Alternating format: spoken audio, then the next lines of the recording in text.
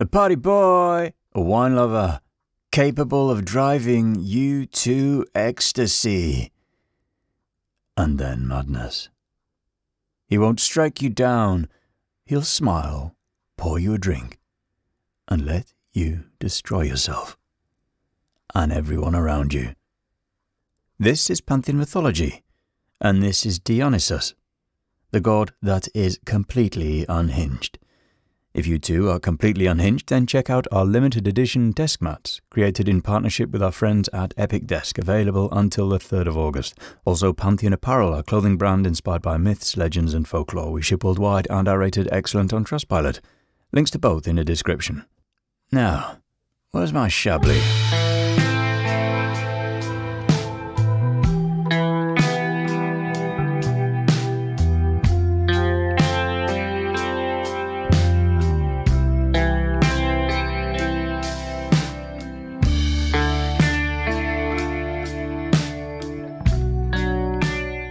At face value, he seems like a good time.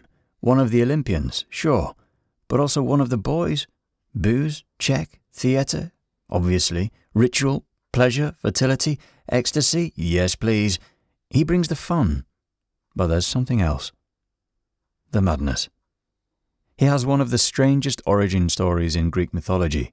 His mother, Semele, a mortal woman, was tricked by Hera into demanding to see Zeus in his full godly form. That didn't end well. She was vaporized on the spot, still pregnant. Zeus, in a rare moment of either guilt or improvisation, rescued the unborn child and sewed him into his own thigh. Months later, Dionysus was born again, the only Olympian to be born twice. From the very start, he was different. Half human, half god. Neither one nor the other.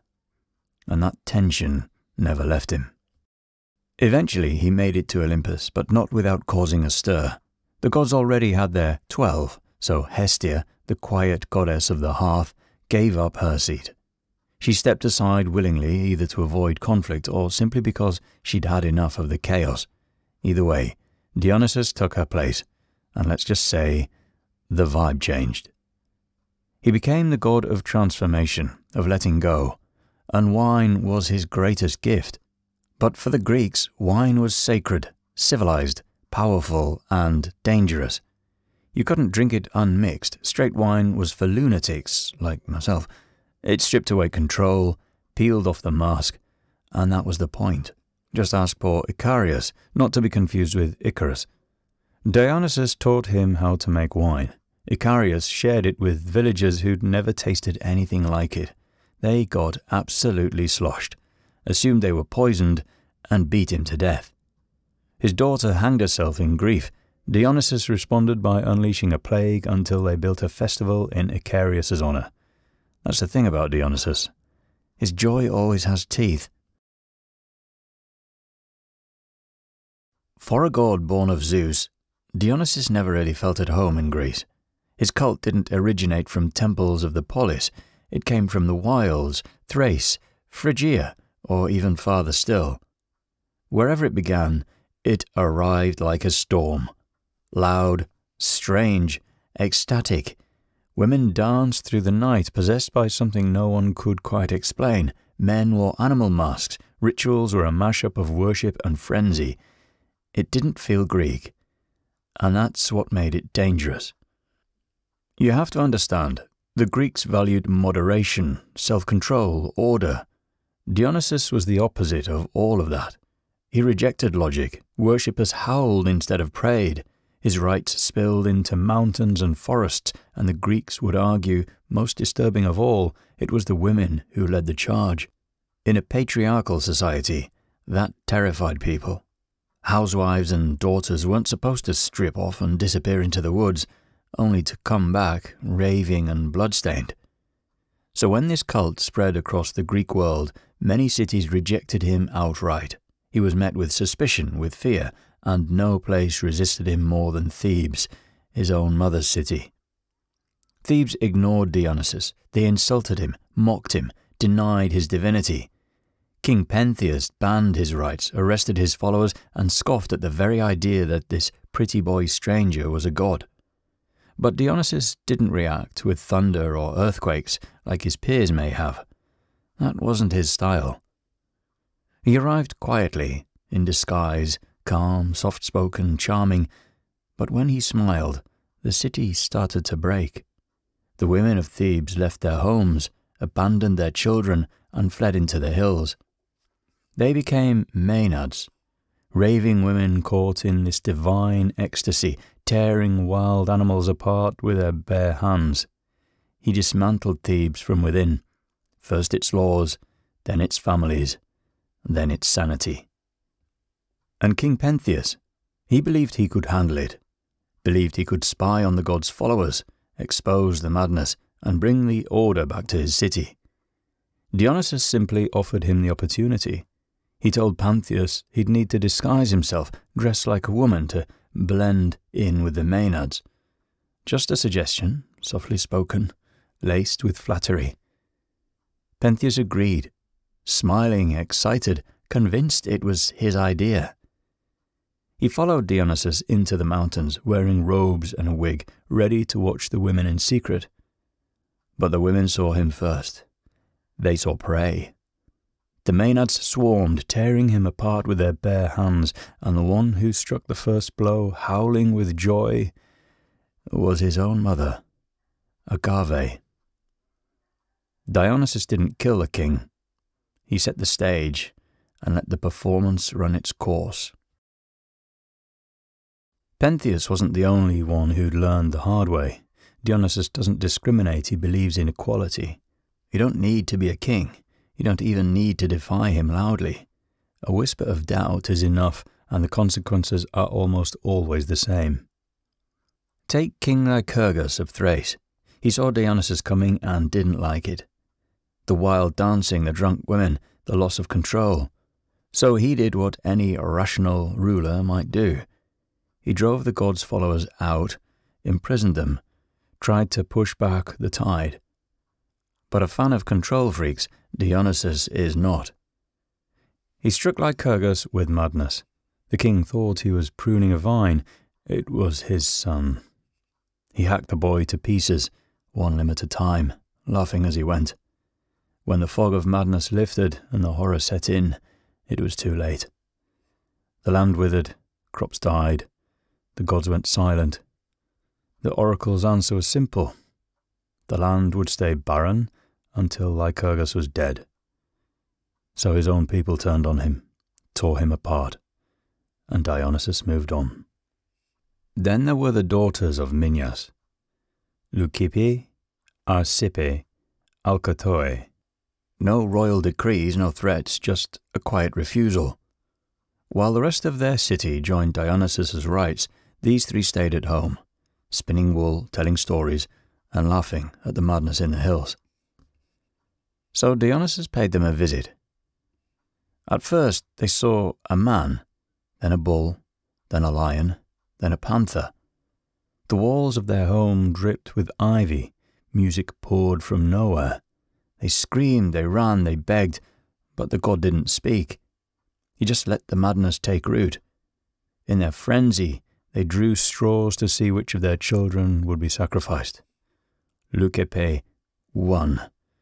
She handed over her son Hippasus, and they tore him apart, ate him, blood soaking the wool they had once so carefully spun.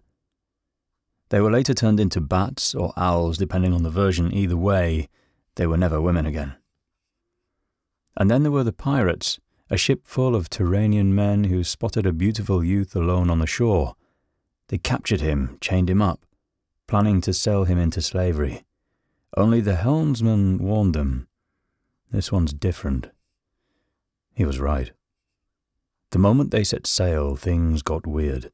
Vines crept up the mast, ivy wrapped around the oars, the scent of wine filled the air. The boy smiled. The sound of flutes echoed across the waves. Then came the beasts, phantom lions and bears prowling the deck. The pirates panicked and jumped overboard, but they didn't drown. Dionysus transformed them into dolphins, doomed to swim in circles for eternity, just for trying to profit off a god. Madness, cannibalism, animal transformation, and not a single punishment delivered in anger. That's the terrifying thing. Dionysus doesn't explode. He smiles, steps back, and lets your world unravel on its own. Not everyone resisted Dionysus. Some welcomed him with bare feet, screaming, dancing until collapse. They tore the world apart just to feel something.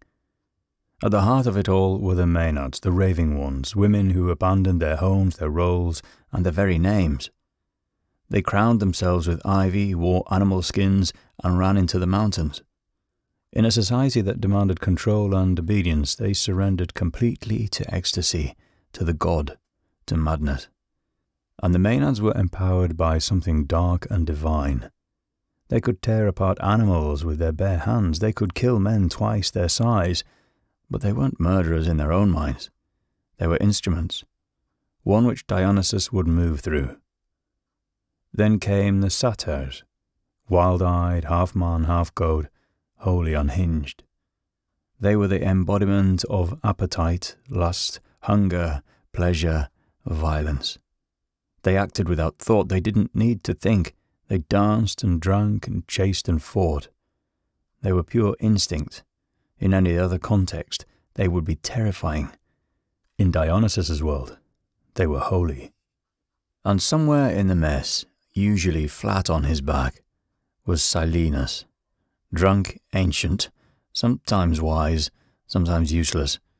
He was Dionysus's tutor, or maybe just his reflection, years down the line. It was said that if you could get him sober enough, he'd speak truths too awful to bear. Apparently, he once told the king the best fate for humans was never to be born, and a close second, to die quickly.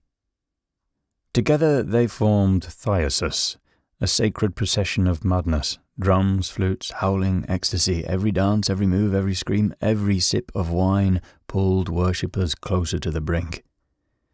This was transformation, a dismantling of identity, of gender, of reason. People were escaping reality, being rewritten. And central to all of this was the thyrsus, a long staff tipped with a pine cone. It looked decorative, harmless. In the hands of a Maenad, the thyrsus became a weapon, a tool for tearing, striking, piercing. It turned worship into violence, and violence into worship. The Greeks feared this cult because it worked. It gave people power. It gave the women, mothers, wives, daughters, the chance to leave behind everything that held them in place, to become something else, something dangerous.